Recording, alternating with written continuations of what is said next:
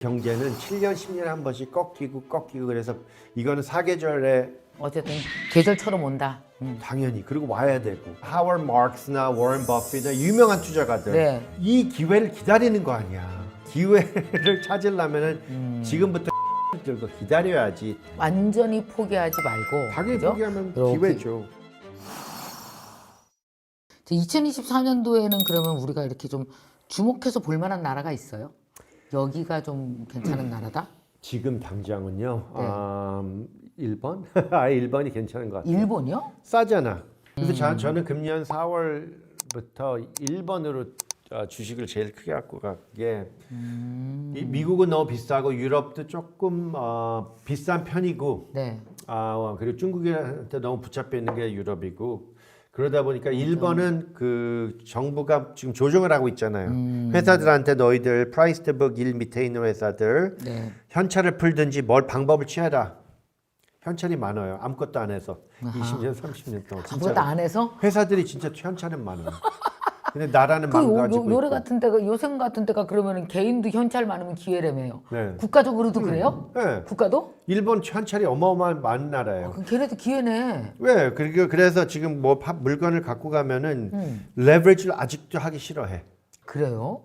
큰 기업들이. 아하. 그리고 요새는 레버리지 안 해도 특별히 대체 쪽 돈이 좀 아하. 갖고 계신 분들은 프라이빗이라는 마켓이 있어요. 프라이빗 데. 네네네. 대체는 이자가 지금 9에서 12%예요. 레버리지 안 하고. 네.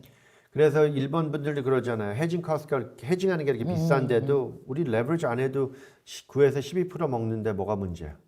해징하고도 해징이 한 6% 빼거든요. 해징해도 3에서 6% 먹으면 걔네들한테 어마어마한 거예요. 그쪽은 인플레이션이 좀 약하잖아요. 그쵸. 지금 2%에서 4% 사이. 일본은 거의 20년 동안 가만히 있는 바람에 또 지금 또 기회를 맞이할 수도 있네. 근데 이게 이렇게 보면 가치 투자라는 건 물건이 싸잖아요. 네. 근데 이렇게 싸게 왔는데 이게 더 싸지냐 여기서 어디서 반등하냐는 터닝 포인트 뭐가 바뀌어야 되잖아요. 그쵸. 그게 4월이었는 게 그때 도쿄 스탁 엑스체인지한테 프라이스 북 주식의 가격이 북 밸류 네, 값어치 가격보다 미치면 쫓아낸다. 그래서 현찰을 태우던 스탁을 다시 되사던 그게 시작됐어요. 근데 한국도 거기에 좋은 좀 인플루언스가 오는 것 같아요. 우리나라도 저렇게 해야 되는데 하고. 네. 한국 기업들도 솔직히 그렇게 shareholder friendly 하진 않잖아요. 그러니까 미국 주식이 좋은 이유 여러 가지 중에 하나가 제가 이 첫 번째 챕터에 썼는데 미국은 shareholder 주식자를 위해서 운영을 하는 나라고 뭐 일본, 한국은 조금 덜 그렇죠. 주인을 위해서 일하는 나라 뭐 이런 의미가 없진 않죠. 자, 이제 하반기에 우리가 일반 투자자들이 주식 투자에 대해서 좀 이렇게 조언을 해주신다면 일반 투자자들에게 어떤 조언을 하실 수 있을까요? 그렇죠. 그러니까 지금까지 돈을 잘 버신 분들은 주식에 배분 알로케이션을 작년 9월에 지금 이때쯤 작년에 60, 40에서 40, 40, 20으로 바꿨어요. 현찰 20. 다시 한번 40? 60, 40, 60 주식, 40 채권. 네. 이게 그냥 제일 쉽게 가는 거잖아요. 그렇죠? 오케이. 근데 나이별로 젊으신 분들은 주식을 막 7, 80, 90%도 다 가능하고 그렇잖아요. 네. 그리고 뭐 나이 드실수록 주식을 좀 줄이고. 근데 저는 그냥 쉽게 60, 40으로 갔는데 그때 40, 40, 20 현찰로 바꿨어요. 그래서 너무 일찍 바뀌지 않았냐. 근데 지금 주식이 뭐 올라갔다 내려갔다 옆자리잖아요. 거죠. 그래서 이제 주식, 채권, 현금의 비중을 4대 4대 2 정도 지금은. 전략으로 지금은 왜냐면은 아무리 불경기를 보고 주식이 많이 깨진다 해도 네. 사람은 몰라요. 그리고 작년에도 그 걱정을 하기 시작했는데 1년 네. 동안 지금 돈을 태우고. 네. 근데 한 가지는 제가 꼭 말씀드리는 게 지금 미국 정부도 그렇고 한국 정부도 그걸 지키고 있어요. 정부가. 그것 때문에 주식이 옆자리로 가고 좀 좋은 반등도 보이는데 그리고 막 주식이 계속 잘 될 거란 예상한 유명한 투자가들도 있는데 지금 이 상황에서는 저는 좀 조심스럽게 보는 게 맞다고 생각해요. 놓쳐봤자 얼마나 올라갈 거라고 주식이. 경제가 이제 이렇게 늦게 돼 가는데 만약 내가 틀려서 뭐 이게 또 1년이 더 가. 진짜로 막 말도 안 되게 막 계속 이건 거 아니야. 불경기가? 네, 아, 그러니까 그 아니려다가. 불경기 안 오는 게 아, 이런 것 같아. 네. 내가 한국 분 이건 진짜 일어나는 아니 근데 아는 우리 분 이미 불경기잖아요. 그렇게 느껴지는 거지 아직은 아니죠. 예? 경제가 불경기는 아직 안 들어갔어요. 지금 경제가 테크니컬리 불경기는 아니에요. 아닌데 불경기인데? 어떻게 그러니까 그렇게 느껴지는 거죠, 그렇죠? 아니 테크니컬리 불경기 아니라고요? 네. 왜요? 뭘 보고? 이코노미스트가 보는 GDP 현장은 포지티브면 불경기가 아니죠. 네게티브 해야지 불경기지. 아 그럼 진짜 그러면 저기 경제학자들이 불경기라고 보면 우리는 어떻게 되는데 죽어요 그럼 다? 그러니까 그 무슨 말인지 알죠? 진짜 깜짝 놀라겠다. 미국도 지금 왜 불경기가 더 가까워지는 게 보이는 게 그 컨슈머 밑에 10% 네, 네. 15%는 크레딧 카드 이자도 못 내고 자동차도 이제 뺏길 때가 됐고 이거 못 내서 달달이 빌려서 그러니까 그분들은 진짜 벌써 불경기는 그냥 최악이죠. 근데 불경기는 세계 경제에서 아직 안 왔어요. 하여튼. 그럼 근데 무슨 말인지 근데 알죠? 알겠어요. 그럼 올 거라는 예측도 많이 하고 있어요? 실제로? 예, 저는 내년 한 2분기로 미뤘어요. 금년쯤인가 하다가. 불경기를? 예, 근데 돈을 자꾸 태우니까 이게 어디서 어떻게 꺾이는 게 보이면서 받치는 거는 모르겠죠. 얼마까지 정부가 그러니까 이렇게 돈을 밑에서 이렇게 태워주지 않으면 알아서 불경기가 올 텐데 더 빨리 왔을 텐데 당연히 SVP 은행 깨졌을 때 불경기가 바로 왔어야 됐었죠. 되는 계속 막고 있는 거다. 그렇죠. 그걸 3월이면 지금까지 막고 있는 거네요. 그렇죠. 그래서 제가 걱정되는 게 이렇게 계속 지금 이렇게 정부의 역할은 불경기가 생기면 그때 돈을 태워야 돼요. 경제를 살리려고. 근데 이렇게 미리 이거 막으려고 태우면은 불경기 진짜 올 때는 돈이 없어. 없는 게 아니라 많이 없어. 그때 확 태워야죠. 그게 정부의 역할이에요. 미국 같은 경제는 7년, 10년에 한 번씩 꺾이고 그래서 이거는 사계절에 어쨌든 계절처럼 온다. 당연히 그리고 와야 되고 그래서 2000년도에 빅텍 지금의 빅텍 다 다르잖아요. 그렇죠. 그게 미국의 맛이에요. 주식 맛. 이런 상황이에요. 그러면 만약에 이제 예를 들어서 그럼 미국이 못 막아서 진짜 불경기가 제대로 왔다. 네. 그럼 우리나라는 어떻게 영향이 있겠죠? 영향이 있죠. 한국이 아무리 막고 싶어도 미국 불경기 생기면 막는 힘이 약해지니까. 근데 보면은 이번에 불경기는 2008년도 위기는 걱정할 필요가 없어요. 그거는 진짜 어마어마한 위기고 그 정도는 아니고 전혀 아니고 근처도 안 가고 제 예상에는 많은 사람의 예상에는 89년 91년도 가야지 그냥 일반의 불경기였는데 그 후로 2000년도도 좀 최악이었죠. 네.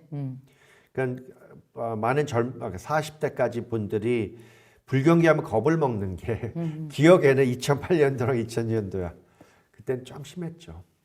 근데 뭐 그 정도까지 경제 위기는 아니지만 아니지만 2000년도도 그렇게 큰 불경기는 아니었는데 주식이 빅텍 갖고 계신 분들은 많이 깨졌어요. 너무 올라가서. 근데 지금의 빅텍이 2000년도랑 비슷한 느낌이 뭐냐면은 2000년도는 아예 가치 과목은 20% 떴어요. 너무 싸서. 돈이 다 빅텍으로 갔었어 2000년도도. 그랬죠. 그래서 아예 빅텍이 30% 깨졌는데 다른 가치 과목은 20% 올랐어. 오케이. 그럼 하반기에는 어떤 종목이 그래도 불경기에도 살아남는 게 되는 거예요? 그래서 제가 작년 11월부터 주식을 네. 좀 덜 하시고 현찰을 늘리시든지 아예 채권, 하이힐드, 위험한 채권, 이자 작년 말에 그 9% 주고 지금은 한 10%까지도 가능한 이런 하이힐드 이런 거를 사는 게 더 낫지 않을까. 그것도 불경기 생기면 좀 깨져요 가격은. 하지만 그 디폴트 과목이 안 되는 좀 그러니까 덜 위험한 걸 사시면 인덱스가 만약 10% 주면 한 9% 뭐 8.5% 받고 이자 먹고 좀 거기도 변동이 좀 있을 테니까 좀 참고 가시면 된다. 그리고 저도 그렇게 하고 있고. 그럼 약간의 현찰을 갖고 있다면 그 현찰은 언제 어떻게 태우는 게 좋은 거예요? 뭐에? 그러니까 현찰은 그냥 진짜로 안전하게 가고 싶으면 요새 정부 채권 사도 그러니까 마니마켓 뭐 이런 거 사도 5%에서 5.5% 네. 나오고 조금 더 위험하게 가시고 싶으면 7% 나와요 진짜로. 그러니까 그거 태우고 있다가 막 와장창 깨지던 어느 정도 깨지면은 들어가시면 되고. 그리고 진짜로 재미없는 주식들이 그때 2000년도 떴다 그랬잖아요 제가. 네. 그런 주식은 지금도 그냥 굳이 5% 디비덴드 받는 주식들이에요. 재미가 없어요. 근데 움직임이 그런 것도 사시고 싶어요. 막 이렇게 움직임이 없고 그냥 그대로 이렇게 가는 것들. 네, 그런 거. 그런 거는 택이 깨지면 아예 뜰 수도 있어요. 아하. 왜냐면은 그러니까 당장은 왜냐면은 투자가들이 손님이 주식 사라고 준 돈을 막 깨진다고 다 현찰로 바꿀 수가 없어요. 딴 과목을 찾아야 돼. 그러다 보니까 그렇죠. 제가 일본을 가고 그러다 보니까 재미없는 그렇지. 주식이 너무 그 택이 깨질 때는 반등 올라가고 그래요. 그러다가 불경기 생기면 다 같이 그래서 깨지고. 사람들로부터 주목을 못 받는 주식들 네, 그런 것들이 그쵸. 이제 또 돈이 그렇게 이렇게, 흘러가요. 그러다가 불경기 생기면 다 같이 깨지고. 하지만 많이 안 깨지고. 그래서 모멘텀 투자가 이런 주목인데 한국 분들이 하시는 건데 저는 그래요. 모멘텀은 아무 때나 사도 돼요. 무릎 밑에서 사는 게 제일 최고지만 어디 뭐 허리에 사도 돼요. 그 대신 어깨 위에서는 언젠가 팔아야죠. 제가 94년도에 처음 91년도 일해서 94년도에 처음 산 주식이 인텔인데 그거를 2001년도에 팔았는데 이게 10배 떴다 한 6배 위에서 팔았는데 뭐 길게 오래전부터 샀으면은 네. 꺼지는 거 확인하고 팔아도 돼요. 그 대신 그 막차를 모멘텀을 막차에 탔으면 네. 그게 최악이죠. 그래서 그게 제일 걱정스러워요. 너무 늦게 남도 다 사니까 나도 사야지는 벌써 늦은 거예요. 늦은 거니까. 근데 그것도 팔 때도 회복할 때까지 기다려. 그러면 안 돼요. 모멘텀은 이게 모멘텀 주식이다 그러면은 손해 봐도 팔아야 돼요. 그런 거 있잖아요. 물리면은 끝까지 간다. 네. 그런 말 하던데요. 언젠가는 미국 주식 다 뜨니까 갖고 있으면 돼. 그게 2000년도에 미국에서 제일 잘 나가는 주식, 제일 큰 회사가 시스코. 23년 후에 아직도 그 가격 못 갔어요. 그때는 너도 나도 다 사고 싶어서 미국에서 그렇지. 제일 큰 회사였는데. 시스코 그랬죠. 그 포인트는 모멘텀 주식은 물렸다고 계속 갖고 있는 게 아니에요. 아니다. 인덱스는 가능해. 인덱스는 다 갖고 가니까. 그렇죠. 이 회사가 망하고 새 회사가 끌고 가는 게 맞아요. 인덱스니까. 이런 불경기 중에 완전히 안 되겠다 싶은 주식은 또 딱 과감히 정리하는 것도 필요해요. 당연하죠. 그죠? 진짜 그 시스코처럼 23년째라도 그 가격을 회복 못할 수도 있는 거니까. 네. 그건 진짜 최악의. 그러면 또 다른 기회를 잃은 거나 마찬가지잖아요. 그렇죠. 그때 그냥 적당히 정리해서 그 다른 딴 거 거 샀으면 했으면. 지금 2배, 3배까지 올랐는데. 그렇지. 그 오늘은 그 뉴욕생명의 윤재성 전문님과 함께 했는데요. 어쨌든 사실은 2023년도도 불안하고 예. 불안한데 그래도 이만하면 잘 견뎠어요. 우리나라. 전 세계가 잘 견뎠어요. 그럼 내년은 어떤 마음으로 우리가 각자의 자산과 이 불경기를 견뎌야 될지 좀 얘기해 주시죠. 예. 제가 그런 말을 많이 들어요. 고객분들한테. 요새는 주식이 재미가 없어서 많이 떠난다. 그냥 그것도 굉장히 아쉽네. 아, 그래요? 왜냐면은 이렇게 경제가 안 좋은 그림이 만약 나오면은 네, 네. 그러잖아요. 하워드 마크스나 워런 버핏이나 유명한 투자가들 네. 이 기회를 기다리는 거 아니야. 그렇지. 만약 불경기 생기면 주식 막 깨지면은 그러니까 아예 기다리고 있었을 거예요. 그러니까 그래서 지금 워런 버핏도 현찰을 그렇게 많이 막 싸고 있고 그런데 이럴 때 떠나면서 나중에 다 깨지면은 다행이다 아니죠. 기회다지. 그러니까 기회를 찾으려면은 지금부터 현찰을 들고 기다려야지. 관심 없어 하고 떠나서 다른 과목을 쫓아가는 거 아니야. 그러니까 모멘텀은 나중에고 지금은 가치식으로 조금 기다려보자. 현찰 들고. 네, 알겠습니다. 완전히 포기하지 말고. 당연히 그죠? 포기하면 이렇게 기회죠. 기회다. 근데 또 이렇게 우리가 왔다 갔다 하다 보면은 왜 인생 30년 동안 기회를 한 번도 못 짚는 사람들도 있어요. 왜냐하면 조금 안 좋을 때 아예 외면해보고 눈을 다른 데로 돌려버리니까. 근데 이제 주시하시면서 적은 돈이라 할지라도 적은 투자금이라 할지라도 한번 요번에 아예 장을 떠나지 말고 이렇게 기회를 보는 그죠? 그런 게 필요할 제가 텐데. 보기에는 한국 분들이 부동산으로 짭짤하게 돈을 번 게 못 팔아서 팔고 싶은데 못 팔잖아. 그럼 10년 후에 떴어. 주식도 마찬가지인데 못 벌어. 왜? 팔 수 있었으니까 파는 거 아니야. 그냥 묶어놓으면 될 것 같아요. 네. 젊은 분들은. 오케이. 좋습니다. 알겠습니다. 자, 오늘 이렇게 뉴욕생명의 그 윤재성 전문인과 얘기 나눠봤습니다. 여러분 이렇게 올해 내년 다들 이렇게 불경기를 예측하고 있지만 그래도 우리 여태까지 잘 견뎌왔으니까 내년에도 여러분 적지만 완전히 눈을 감아버리거나 완전히 외면하지 말고 우리 기회를 보면서 여러분 잘 공부하면서 이렇게 투자도 하시기 바랍니다. 오늘 함께해 주셔서 감사합니다. 네, 고맙습니다. 고맙습니다.